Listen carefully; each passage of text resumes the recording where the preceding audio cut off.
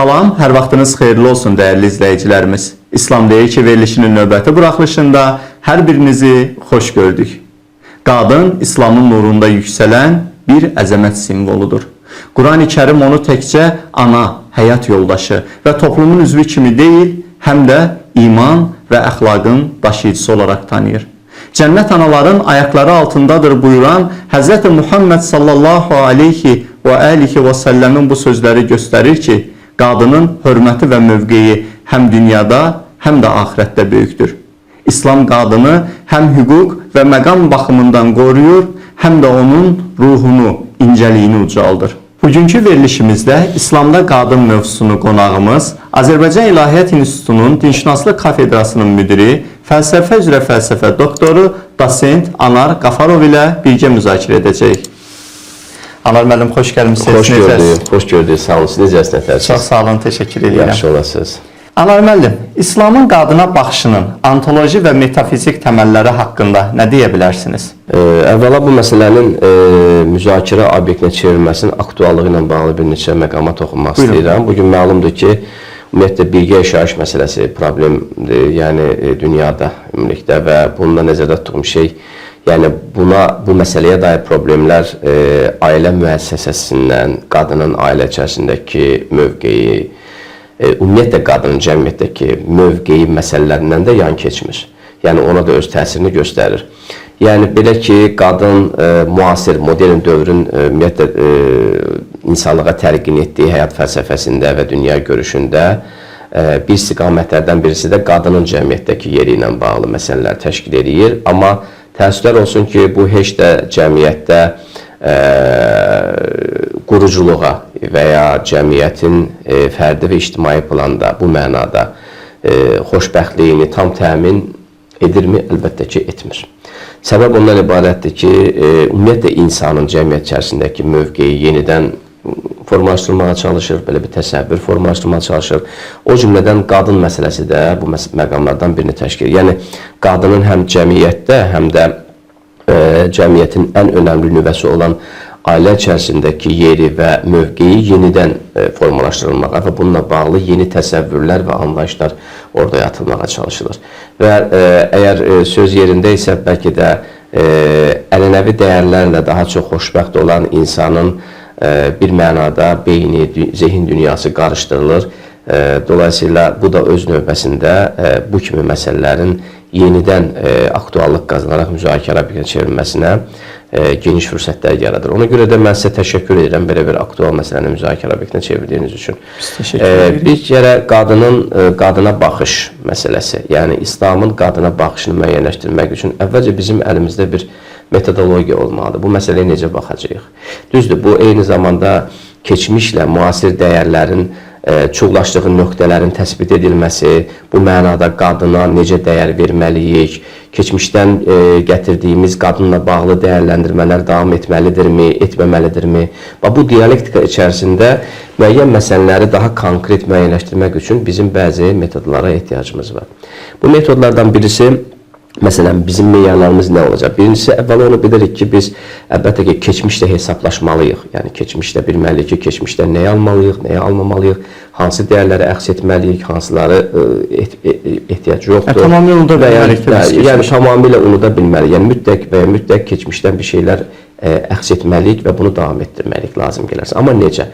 Və bunun üçün bəzi dediyim kimi prinsipə ehtiyacımız var. Bunlar metodoloji olaraq, məsələn, biz bilirik ki, qədim və klassik dövrdəki ümumiyyətlə biliklərə dair mənbələr məhdud saydadır. Yəni, biz bunları tamamını bəzən əldə edə bilmirik və əldə etdiklərimizdə də yorumlarda və yozumlarda bəzi məqamlar ortaya çıxır. Nədir bu məqamlar? Məsələn, deyək ki, bir insan faktoru. Yəni, biz ənənəvi o dövrün, deyək ki, İslamın qadına baxışı ilə bağlı istər Quran ayətləri olsun, istər hədislər olsun, bunları dəyərləndirən kimdir? İnsandır nəticədə. Yəni, alim olsun və ya qeyri-alim olsun. Bu insan faktorunu nəzərə almalıyıq. Yəni, insan yanaşması burada önəmlidir. Yəni, məsələn, 7-ci əsrdəki insanın məsələyə yanaşması ilə bugünkü insanın məsələyə yanaşması arasında sözsüz ki, fərqlər var.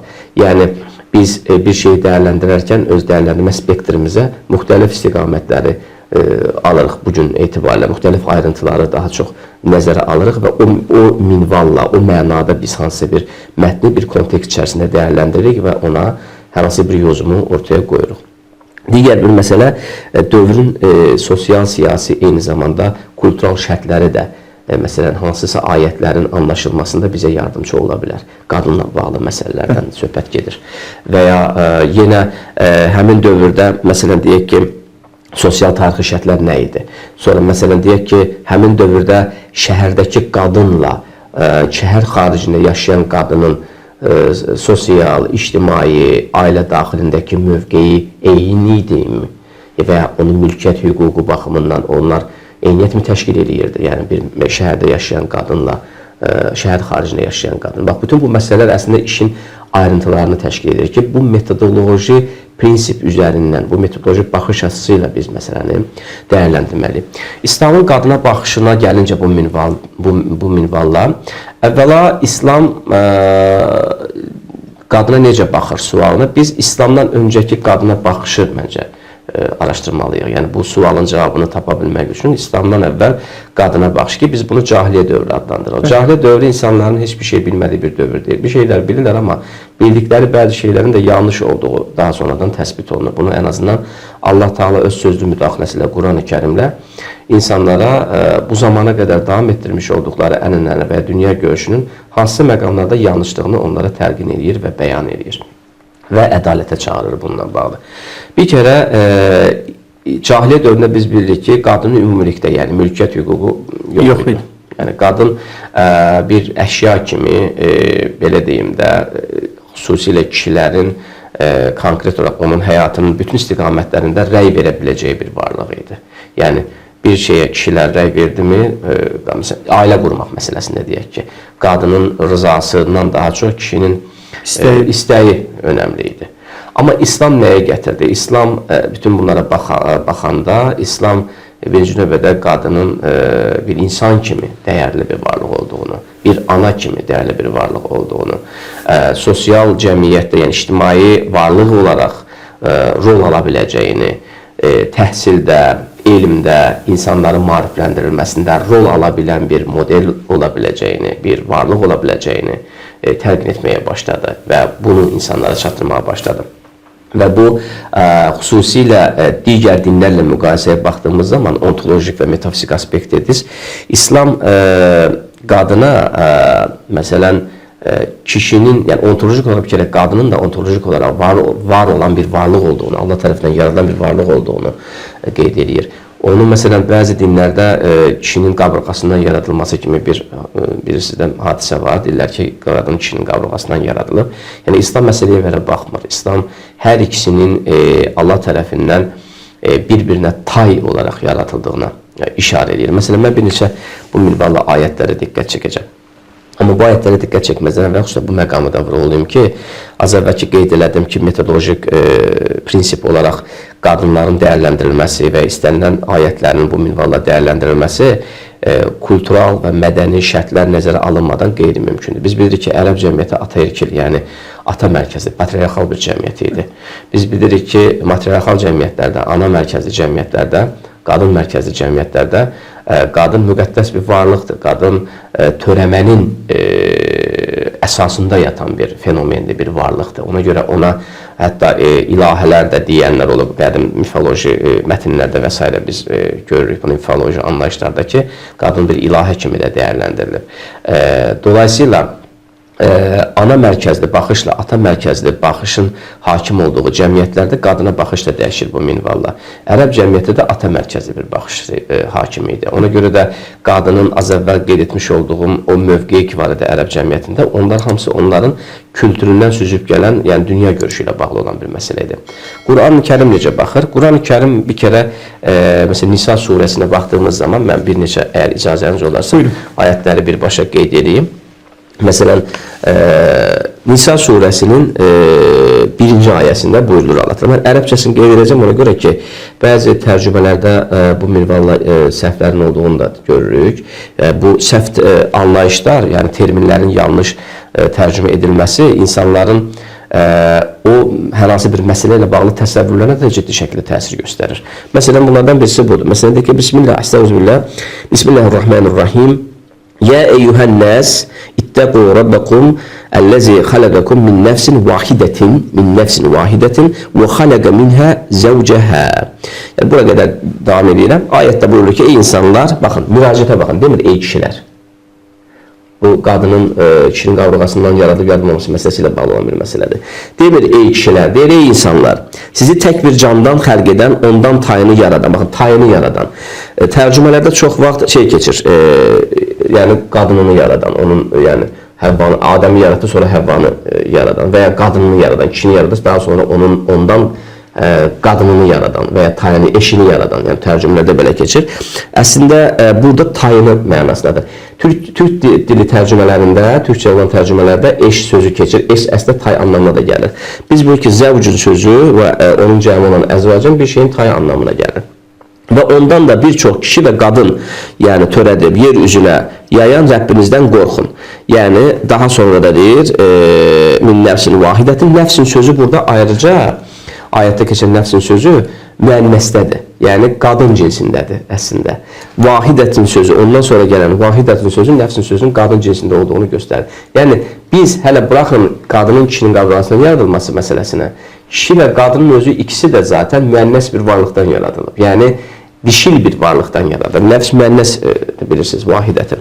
Bu, modern tipdə, müasir tipdə də bizə məlumdur ki, insanın ana rəhmindəki 2 həftəlik mövqeyi, yəni 2 həftəliyində olduğu zaman hamımız əslində dişil, qadın cinsindəyik orada. Yəni, qadın cinsində deyəndə dişil bir, törəyən bir varlıq halındayıq. Daha sonra 46 xromosom bölünür, 23-23 deyə bölünür. Ondan sonra artıq meyoz bölünmə ortaya çıxır. Meyoz bölünmə birinci mitoz bölünmədən fərqli olaraq meyoz bölünmədə cinslərə ayrılma deməkdir. Ana rəhmində cinslərə ayrılma ikinci həftədən sonra baş verən bir proses olur. Və daha sonra, məsələn, burada bir digər ayətdə yenə, məsələn, Rum surəsinin 20-ci ayəsində və min əyəti ənə xaləqə ləkum min ənfusikim, yəni ənfusikim sizin nəfslərinizdən. Yenə buradakı nəfs sözü müənnəsdir.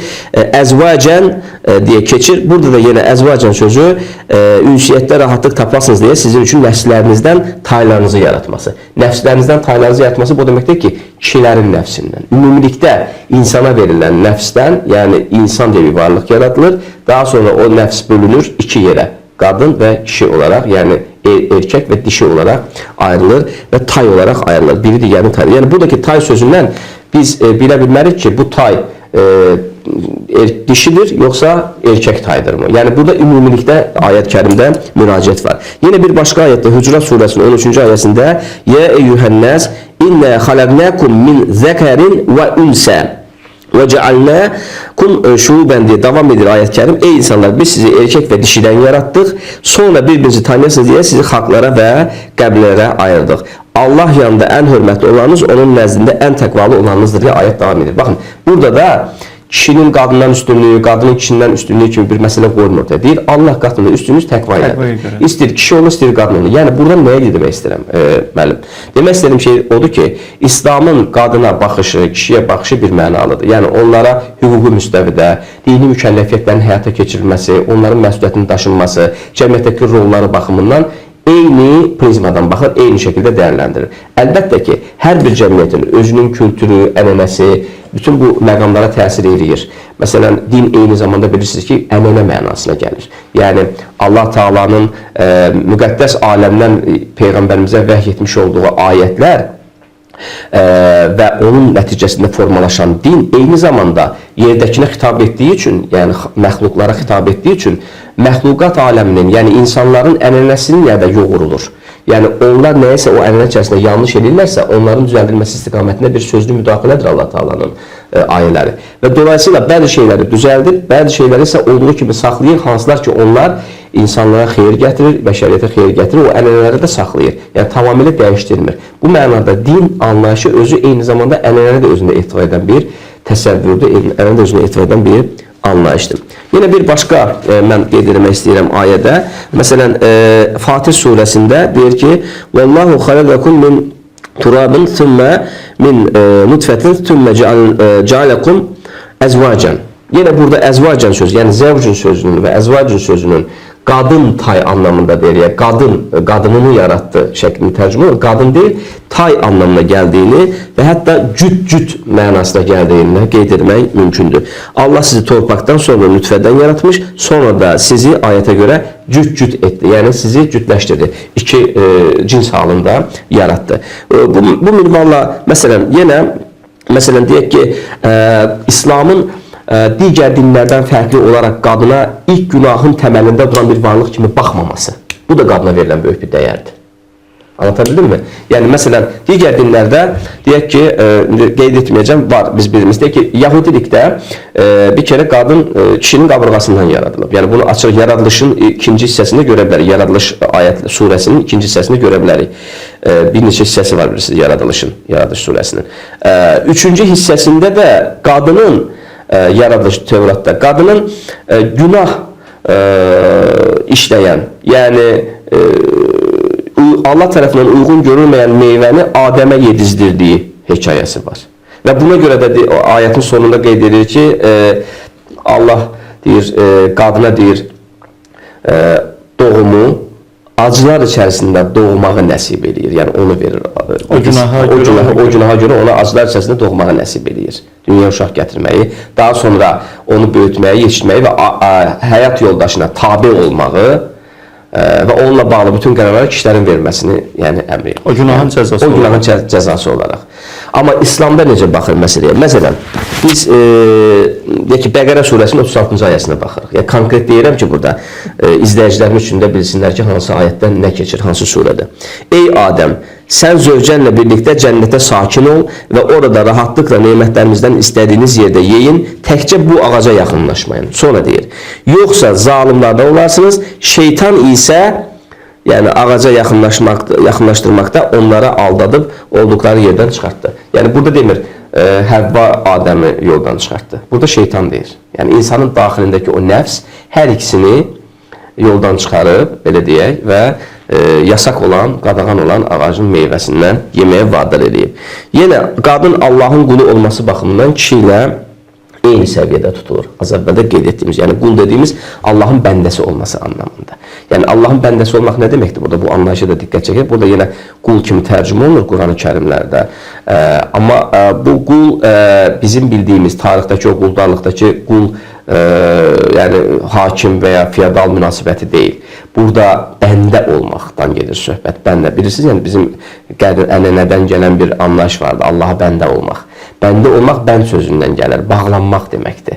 Allaha bəndə olmaq, Allahın ehtiva etmiş olduğu bütün üstün əxlaqi və üstün keyfiyyətlərə və məziyyətlərə bənd olmaq, bağlanmaq deməkdir. Onun həyatının mərkəzinə qoyub, bütün o dəyərləri həyatının mərkəzinə qoyub təvaf etməkdir. Yəni həccin də əslində bizə vermək istədiyi, simvolizə etmək istədiyi həyat fəlsəfəsi budur. Biz orada gedib dövr etdiyimiz zaman, təvaf etdiyimiz zaman bu o deməkdir ki, biz artıq bundan sonra həyatımızın mərkəzinə İbrahimi dini üzrə olan bütün həqiqətləri həyatımızın mərkəzinə qoyub onun ətrafında təvaf edəcəyik. Yəni bu mənada Allah həm kişini, həm də qadını eyni dərəcədə məsul tutur. Bununla bağlı ayətdə Ali İmran surəsinin 195-ci ayətdir. Ustadım buyurur ki, Rəbbi onlara belə cavab verdi. Mən sizlərdən yaxşı işlər görən, istər kişi, istərsə də qadın olsun, heç bir kəsin əməyini puç etmərəm. Qeyd edir. Ayətin sonunda da yenə qeyd edir ki, mənim yolumda əziyyətə düçar olanların, vuruşanların və öldürülənlərin əlbəttə təqsirlərindən keçəcək və onları ağacları altında çaylar axan cənnət bağlarına daxil edəcəyəm. Yəni bu da kişi ilə bərabər qadına verilən dəyərlərdən birisidir. Yəni burada hər hansı bir ayrı seçkilik yoxdur və ən önəmli məqamlardan birisi. Yenə bir ayət-i kərimdə buyurulur ki, Bəqərə surəsinin 187-ci ayəsində deyir, onlar sizin üçün bir libas, siz də onlar üçün bir libassınız. Qadın və kişiyə deyir. Yəni bu nə deməkdir? Bir ailədə kişinin qadına libas olması, qadının səhvlərinin örtməsi, onu öz ailə daxilində həll etməsi, buradan çıxarılacaq çox əxlaqi nəticələr var, çox əxlaqi dəyərlər var. Eyni zamanda qadının da kişi üzərində libas olması, o deməkdir ki, onun müxtəlif səhvlərini və s. yeri gəldiyində güzəştə gedib onunla ailə həyatını davam etdirməsi, normalda cəmiyyət halında, yəni yaşayan bir ən təməl nüvə olaraq ailənin qorunması baxımından mənə gəlir ki, bu ayət ən mühüm məqamlara işarət edən məqamlardan biri, yəni ayətlərdən birisidir. Yəni qadının dəyərinə dair hədislər var ki, məsələn Peyğəmbərimiz sallallahu aleyhi və səlləm buyurur ki, yəni bir ana olaraq bir kərə qadın çox dəyərlidir. Baxın, Peyğəmbərimiz nə buyurur? Peyğəmbərimiz buyurur ki, cənnət anaların ayaqları altındadır. Bu elə qadına verilən dəyəri göstərmirmi müəllim?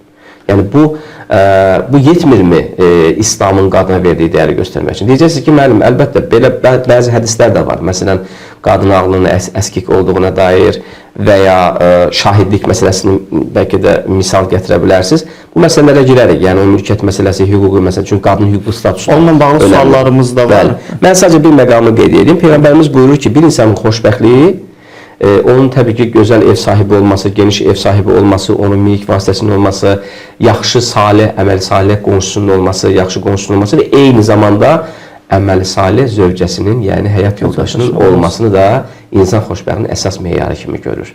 Yenə bəzi deyək ki, hədislərdə belə deyilə bilər ki, məsələn, deyir, əgər namaz qılarsansa, deyir, qarşından deyir, uzun qulaq, nə bilim, qara it və qadın keçərsə o namaz batildir. Bu qəbulən hədislər və hansı ki, bu hədislərə elə həmin dövrdə, yəni bu çıxan hədislərə Peyğəmbərimizin həyat yoldaşı Həzrəti Ayşə radiyallahu anhə etiraz edir. Deyir ki, mən deyir, namaz qılarkən, daha çox Peyğəmbərimiz namaz qılarkən deyir, bəzən deyir, ayaqlarıma deyir, uzanırmış gecə namazlarına qalxarkən.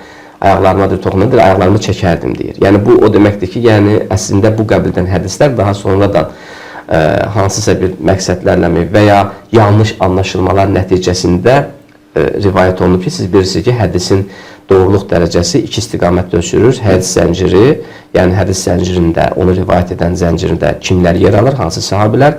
İki, hədisin dirayət məsələsidir. Yəni bunlar hədisin mətninin yorumlanması baxımından dirayət və bu hədis zəncirinin sağlamlığı məsələsi olduqca önəmli bir metodologiyadır ki, bunlara diqqət etməmiz gərəkir.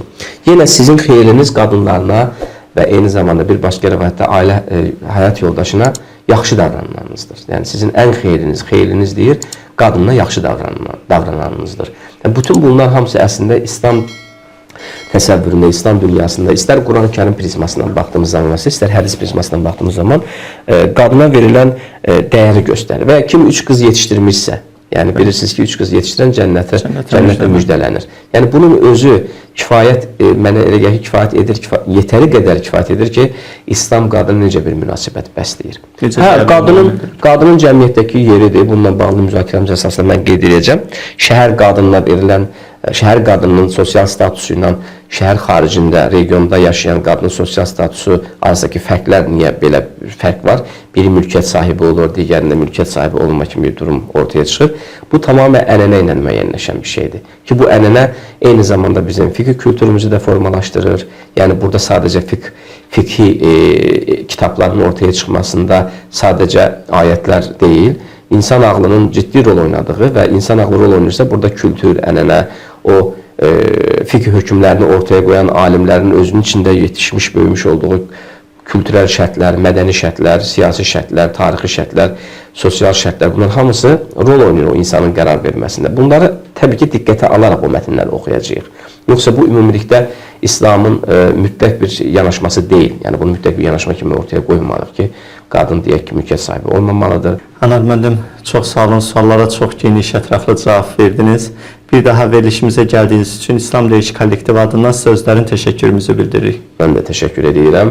İşlərinizə uğurlar arzulayıram. Çox sağ olun. Növbəti həftənin cümə günü görüşmək ümidi ilə Allaha əmanət olun.